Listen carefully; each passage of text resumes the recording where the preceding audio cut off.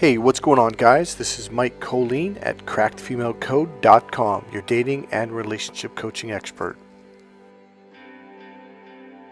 Alright, so someone had asked me, and in fact, people have asked me quite a bit over the years, the decades actually. They had said, what got you into being a dating relationship coach and life coach, etc.? And so it's kind of funny. Actually, there was a very specific event for the first time in my life when I went, and it made me reflect all the way back.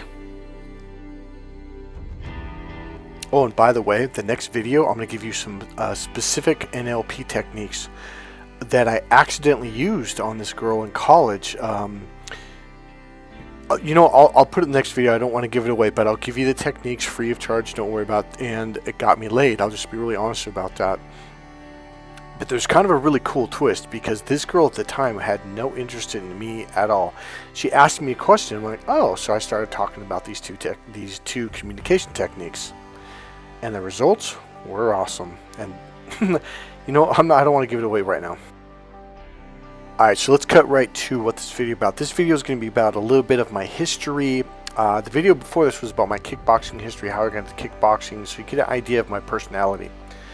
So this one is going to be about, what got me into the dating, relationship coaching, and even the life coaching, personal development. So that's probably an interesting thing. I'm going to start it off with this. So I was a badass in high school. I won the hardest hitter in our section, San Joaquin section, California CIF football. Which is an award that no one ever heard of before, but I definitely was cracking people, and it was pretty big news actually. People were coming out of town just to watch me hit people. So I was captain of the football team, we're section champions, co-captain, and also co-captain of the wrestling team with the state championships, and I was a silver gold state boxing champion, etc., etc. So my reputation in Napa, California is that dude's a badass, okay? I was an extremely fucking intense guy. I mean, to the maximum, through the roof. Now I'm leading up to something. I'm painting a picture. I promise you this is not an ego stroke. Okay, you'll get it. So my nickname that was given to me eventually was Crazy Psycho Mad Dog. And I was like, Crazy Psycho Mad Dog! And you just scream that out at football games, okay? So the fans would scream that out. So one day, and I was about, 24, 25 years old. Might have been 26. I don't remember what age I was, but I was early to mid 20s. And I was really into powerlifting at that point, and I chipped my elbow. And I wanted the doctor to take that little chip out because it was right in the middle of the joint, and it kind of would get stuck, and it was bugging the shit out of me. So I was in the elevator at this clinic, or really cool. It wasn't a hospital, but it was where you go see different kinds of doctors, surgeons, etc., and regular doctors. So I was going up the elevator, and there was a construction worker guy in there. He had his belt on and stuff. He was kind of dirty, and I remember he was just staring at me, and I'm looking at this dude like, dude, I will fuck you the fuck up. Because he was just fucking staring at me. And then I noticed he was grinning. I'm thinking, what the fuck is this guy's fucking problem? And so I looked at him and go, dude, what's your fucking problem? And so the guy looks at me, he goes, you don't remember me, do you? I'm like, should I? He goes, yeah. He goes, we went to school together for 4 years. We're on the football team together for 4 years. And I'm looking at this dude like, who in the fuck is this guy? Oh, no, I was actually a little bit older. We were about 29 or 30, maybe even 31. So I was a little bit older. That's right. Because that's when I started powerlifting, because I just retired from kickboxing due to an injury, of course. And I'm looking at this guy like, fuck. And I'm like, who? I'm like, dude, like, I'm drawing a blank. He goes, dude, it's me, Dave. I'm like, Dave who? He goes, Dave Fish. I was like, whoa, what's up, Dave? And, we did the hand-to-bro handshake and bro hug and all that. And he looked at me and goes, dude, he goes, you literally haven't fucking aged. He goes, you look exactly like you were in high school. So, long story short, he asks me, he goes, so Dave's an electrician, and he goes, so what, he goes, so what the fuck are you doing? I was like, oh, man, I got really involved in psychology in college, and then I went, and then I started going to Tony Robbins seminars, and I fell in love with that stuff. And he's like, what do you mean? I don't think he heard of Tony Robbins. This was way back in the 90s, and so Tony wasn't as famous back then. And he was like, what do you mean? It's like, well, I go to these NLP trainings. I've been training for like 10 years now, and I've been doing this and doing that. And so he goes, so what do you do with it? And then I go, oh, I'm a dating relationship coach. And his mouth just fucking dropped. He looked at me, he's like, wait, what?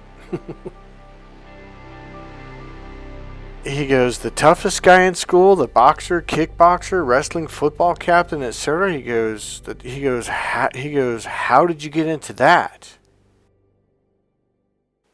And my mind went blank. I had never thought of that, because no one at that point in time had ever asked me that, because I'd never really seen anyone from high school since then, since high school. And my mind literally went blank, and I kind of looked down and I was like, I don't know. Elevator opens and he basically said, nice to see you, patted me on the shoulder, and I was kind of stunned and I didn't know what to frickin' say. And the elevator continued up and my mind started racing, going, yeah, how did I go from being this boxing, kickboxing, wrestling, football guy to being the love doctor? And that was what my nickname was for a long time. In fact, my business card said that. So I walk out of the elevator eventually, had my doctor's appointment, and my doctor essentially just said, just toughen out. You don't want to do surgery. Take that little thing out, blah, blah, blah. And I was like, whatever, dude. But my mind really wasn't there. I was just like, yeah, how the fuck did I go from being this tough guy to being the love doctor? Have you ever heard you can't see the steps moving forward, but once you get to your destiny, you can see the steps looking backwards perfectly aligned, and every step was exactly where you needed to be at that moment in order to learn what you had to learn to get to the next step? Well, what he asked me unraveled this whole history, and I just went back in my life and I looked back, and I started to realize, like, wow, learning that at that boring ass job allowed me to know this. Learning this one technique that we went over and over every morning for like 15-20 minutes in Hawaii for 5 weeks allowed me to learn what Budokan was doing to me, that opened me up, that now I teach to my clients. It's like that prepared me to be able to understand what he was doing, because if I didn't do that, and there's a couple other things I learned during that training, if I didn't learn that stuff and practice them for years and years, I never would have understood what Budokan was doing or how he was doing it. So all of these steps prepared me for the next step, which prepared me for the next step. And some of them were the most mundane things that in a million years you would think, well, I kind of hate this job. This is going to do nothing for me. It does. You're always learning. Like, you might have a boring job where you deal with people, but you're unconsciously learning social skills, even if you have no idea what that is. So let me give you a little history of my family background. It was a fairly abusive, painful family background. I had an Italian mother and father, and my mother was just an absolute fucking nut. And I mean just yelling and screaming all the time. Never was happy. And I remembered how much my dad loved my mom. And no matter what he did, it enraged her. I remember one day he bought out all the flowers at the florist. And I mean every single freaking thing. And I remember as a kid, on the way home from school, I went by and I remember looking in the florist, that they had this little space, and it was completely empty. And I thought he had quit and he had shut down his business. Well, no, my dad literally bought everything. He had to use his van and take 2 or 3 trips. When I came home from school, I think it was first grade or something like that, maybe kindergarten. And I remember walking up to the front door, and there's all these rose petals on the ground and these big stand-up flower things, and then you walk in the door, and then to the right, the entire living room was full. Every chair, every couch, everything, every table, coffee table, everything was covered with flowers and bouquets and, all that stuff. And then there's petals going up the stairs to the bedroom. And my dad goes, Michael, quick, shut the door. Come here. And he was in the kitchen. I'm like, what, Dad? He goes, and I was really excited because I knew this was for my mom. I was like, oh my God. He goes, be quiet. Mom's going to come home any second. And so I hear the car come up. She had a sports car, by the way. A really cool one. I forgot the name. It was a really cool one. And she comes in the front door, and I remember she just looked pissed. And she walks in slow, looks left, looks right, looks upstairs, looks in the living room, and she's fucking pissed. And she goes, God damn it, Gary. Why do you always do this? Now, as a kid, I was thinking, well, was it the money? Because we were actually very well off. We owned 2 very successful restaurants, the number 1 and 2 restaurant in town, and we had 2 bars. So my mom and dad had like throwaway money. I mean, we really had that kind of money, and it was a fun time in life. So I'm looking at my mom like, why would this piss you off? In the next video, I think I might separate. So either the next one or the one after that, I'm going to explain 2 patterns that I learned in NLP about love that answers this question. So here I am 20 some years later learning this stuff, and when I taught it to my mom looked back and goes, oh my God, your dad did love me. He did that all the time. So guys, we're wired differently. So back to the story. So as a kid, when I was going to sleep at night, 8, 9 o'clock at night or whatever, as a little kid, I just remember my mom and dad coming home from work. My mom would just scream and scream, and it seemed like it was every night for months until they finally got divorced. And I remember I just walked into the bedroom, and my dad was packing his clothes and stuff, and I knew he was leaving for good. And I was a little kid. I think when she kicked him out, I was probably 4 and a half. And I knew, because he was like, I'd never seen my dad so sad in my life, and he'd been through a lot with my mom, and he fought for her. He did everything he could to love her and express his love. And now that I know now, it's like, oh, I see what he did wrong, and he didn't mean it. He was actually being a really good dad and father, but it was just the way men and women are wired in the opposite way. So I see it now, but back then, no one understood this stuff. So I basically asked my dad, where are you going? And he said, I'm going to have to leave for a very long time, Michael. I have to go. And it was really brief. He wouldn't say much. And it was the saddest moment of my life. And I'll tell you another thing. I was scared because it was like, who's going to protect us when dad leaves? And I might tell you one thing. I never slept a good night since then. So I struggled with girls, whether it was middle school or high school, and I did get a high school girlfriend who I loved with all my heart and all my soul, and we were called the perfect couple for, I think it was for 2 years, because we had never had an argument or a fight. And here I was, captain of the football team, wrestling team, and one day, it was after, I think, first period or second period, I'm walking out, and there was a circle of people. Now, usually when that happens, that means there's going to be a fight in the middle. So I kind of walk up, what's going on? And all of a sudden, everyone parted away, like, you know, Moses parted the Red Sea. I'm like, why are they parting for me? What's going on? I go, am I going to get in a fight? And sure enough, there was my girlfriend right in the middle, and she was fucking pissed. I'm thinking, what's going on? She goes, you don't love me. You know, and I go to hug her, and she open palm, bam, right in the chest, smacks me back, basically, or punches me back with open palm. And I'm like, what's going on? She goes, you don't love me. I go, I do. And my friend Timo, who's on the football team, he goes, Megan, he does love you. Look, he's trying to show you in front of all these people. He doesn't even care, because most guys would get embarrassed, be like, whatever, bitch, and walk off. And I didn't. I genuinely loved her. Well, what you're going to learn in the next video, or maybe the one after that, because I think I'm going to separate the two. I'm going to explain what was going on here. So from that point forward, now I actually did something on accident that really made her happy, because the next morning when I walked out of class, the circle was there again, except this time it was like 60 or 80 people, maybe 100. It was a lot of people, and they parted away, and I went in the middle, and I'm not going to give it away, but it really made her happy. So again, it's going to be in the next video or the video after that. So basically, we had a very rough time after that. We went to different colleges, and it just ripped us apart. And I went down there, and her way of breaking up, because we lived so far apart, was she just yelled and screamed and just treated me like shit. And it was horrible. And then I couldn't get a girlfriend for probably, I think it was 1.5 years or 2 years, and like no matter what I did, like they didn't even want to talk to me. I'm like, what the fuck happened? I was captain of the football team, wrestling team. Now I'm in college, and like nobody wants to have nothing to do with me. It was horrible. So here's how it started. Now, I'd been studying psychology. I started going to NLP trainings. I was doing weekend courses, 2-week, 5-week trainings, 3 weeks, and I was doing everything I could while I was going to college, okay? So what happened was, there was this girl, Kim, and she really liked me. We had like a class together in the morning at college. And she started flirting with me across. Now we had, for some reason, I forget what this class was.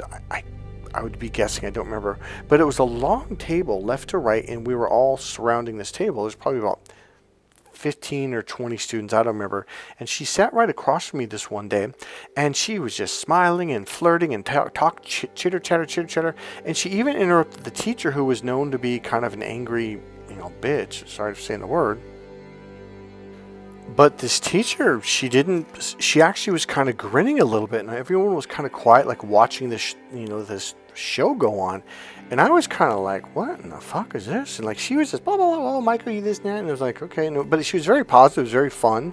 And I'd kind of look at these little responses. I was looking at her like, hey, we're literally in the middle of fucking class.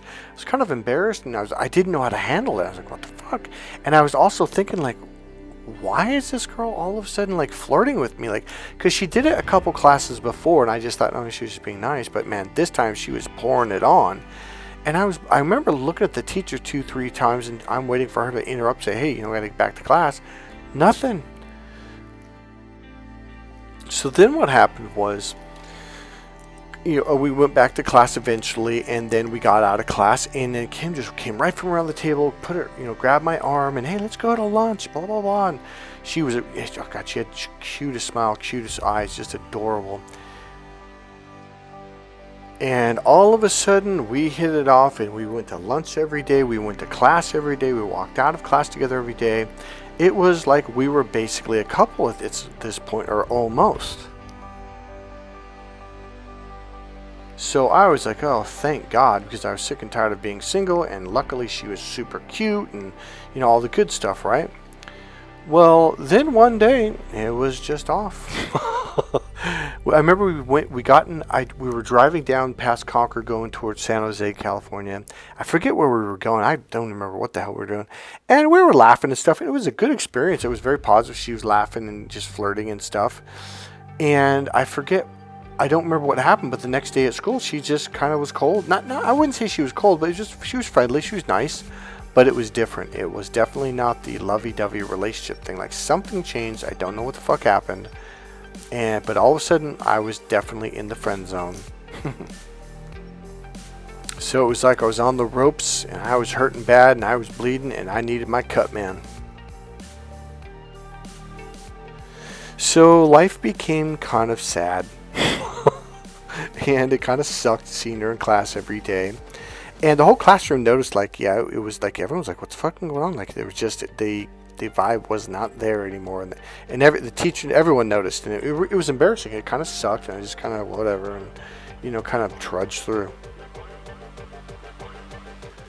So she called me up one day, and I forget if it was about the homework or something, but she was like, I'm so sorry, don't mean to bother you, but Michael, I forget what we were talking about. I think it was, she was talking about another fucking guy. That's what it was.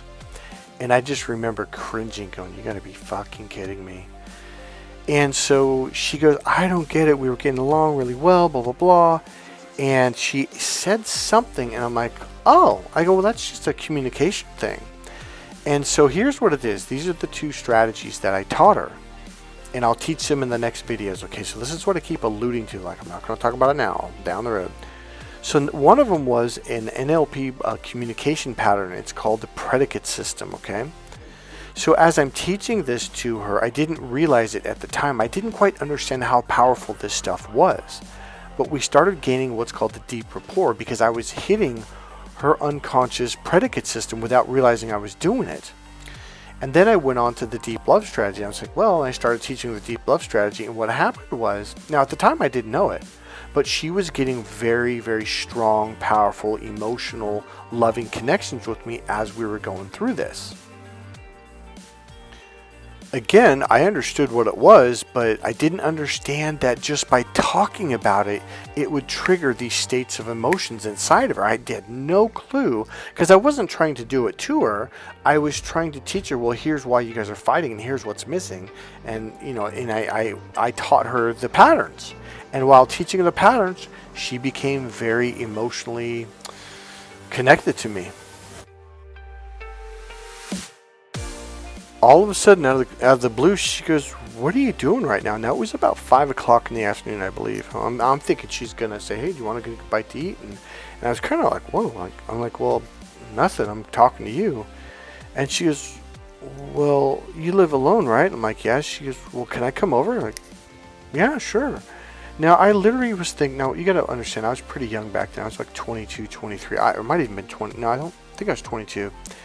I was young regardless, and I'm naive still, and I'm thinking she's coming over because she wants to talk about this NLP communication stuff some more.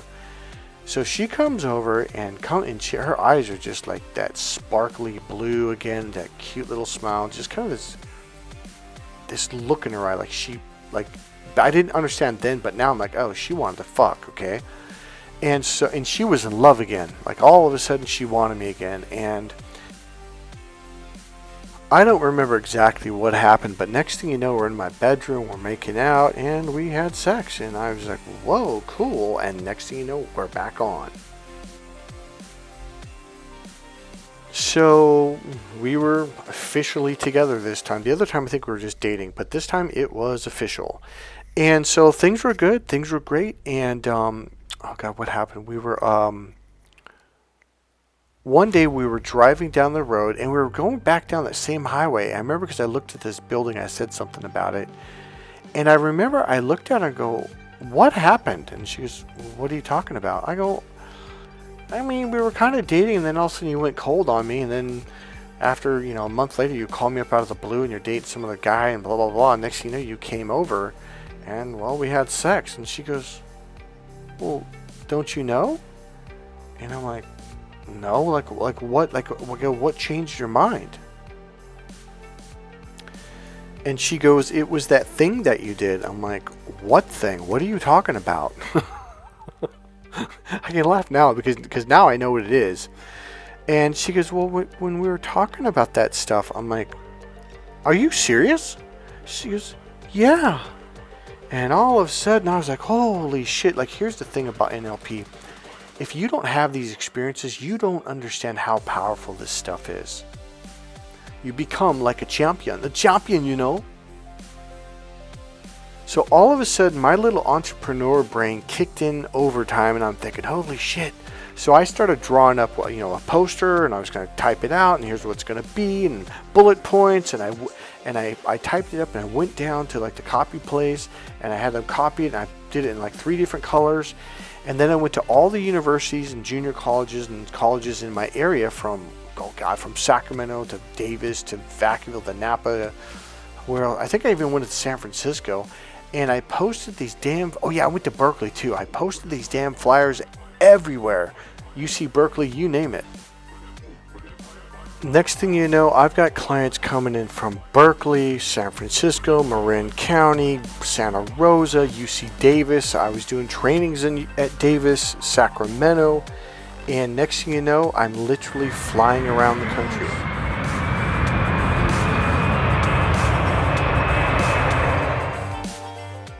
Life was good. I was going from one airport to another airport, flying to Washington, D.C., Kansas, Michigan, Texas, San Diego, Los Angeles. I was all over the place, and it was fucking fun. I even spoke at Hewlett-Packard 4 separate times. It was awesome. What happened was I got a client from Marin. There's Hewlett-Packard up north, which is up in, what is that county? Sonoma, up past Santa Rosa. I can't remember the name of the city. It might be Santa Rosa, actually, or Roanoke Park. So that client happened to work at Hewlett-Packard, and he was trying to save his marriage, which we did very successfully. And so then he was told them about how I was doing this NLP stuff, and so what Tony Robbins doing. So next thing you know, I went up there, gave a presentation on some communication patterns, and they loved it so much they invited me back 3 more times. And it was a treat. So this is Adam. This was not the Hewlett-Packard experience. But one of the things I show this picture is because I've spent a lot of time in hotels, traveling around, and it has been an absolute blast. Alright, so we're looking out at the monument. I don't know if you can pick it up right now. And then the Capitol, oh yeah, there it is. So this is me in Washington, D.C., or technically just out in Falls. Oh, God, Falls something. I forget the name. We were looking at the former, I think that was the FBI building right there, that right down there. But because of the 911, they actually moved to a different building that was safer, etc. But so this was one of the trips where I got flown out to Washington, D.C. Looks very... So I was in Falls Church, and I'm not 100% sure if we were in Falls. Yeah, I think we were in Falls Church right there. We were looking out the window. So... Alright, so my journey took me on to the Matrix in San Francisco. That was my #1 club. This was the main bartender. Can't remember his name right now, but his eyes were always dilated separately. I'm wondering what that was all about. I wonder. I never touched that stuff, but I have a feeling he did. And by the way, this picture was taken in the back room in the Matrix. The second room is a bar back there, and I think it was really cool. Now they call it the. It's on Fillmore, and it's called. Oh God, it's called the White Rabbit. You know, just like the Matrix in the beginning of the movie said that White Rabbit, and it said follow the White Rabbit. And this is Tommy. He was, you know what, I think he was a bartender. I don't remember what Tommy did there. He worked there though. I don't think he was a bouncer. He might have been one of the bouncers. You know what, he actually might have been just a customer that was really in with the crew. So, I don't remember. Coolest dude in the world though. And this is Jimmy. He was one of the bartenders too. He's one of the main bartenders there. Jimmy was a cool dude. Alright, so I was out there hanging out with the rich and the famous. Now here's what happened. I was hypnotizing someone in the club, and someone else who happened to know an old form of hypnosis, and it was more of like an influence thing for, like, you know, like when you debate. It's a technique, and it has to do with hypnosis. So this guy right here, God, I can't remember. I'm drawing a blank. I got his business card on the wall over there. Don't want to go get it. Super rich guy. Him and his brother own a bank. Yep, they own their own bank. They're private financial investors or something like that. He's pretty famous around San Francisco, the Bay Area. He lives here in Marin County, just down the road from me. So what happened was he saw me hypnotizing someone, and he knew what I was doing. And then what happened was, after I was done, he asked the manager of the club to introduce us. Very professional, very, very official. So we sat down, he bought us some drinks, and we had a really good time. So he started taking me to the other clubs, the Rich Men's Club. There's one across the street down the corner. And really good guy. To this day, I can call him if I need anything. I just want to throw that in there. So it has been one hell of a fucking journey. This is David right here. Yep. Trained David and cracked female code. David was funny as fuck. And of course we got Adam right here. He was in a super good mood that day. Things were rolling smooth. He was starting to learn the techniques, and it was falling into place. So I just want to say, number one, I love my clients. My clients are freaking awesome. There's a client in Utah right now I'm thinking of. God, I can't think of your name right now. Sorry, dude. Kyle. Call me Kyle. Alright guys, God bless you guys. This is just a quick journey, how it got started, where everything started, and where it led to. This train is getting back on the tracks right now. If you want to get on right now, because it's going to be a blast. And it all starts with my book, Crack the Female Code. Buy that book now. If you've listened this far, you might as well buy the book. It is worth it. I'm telling you, it will change your life. God bless you guys. Click subscribe, click the like button, and remember, buy my book, Crack the Female Code, at crackthefemalecode.com. See ya.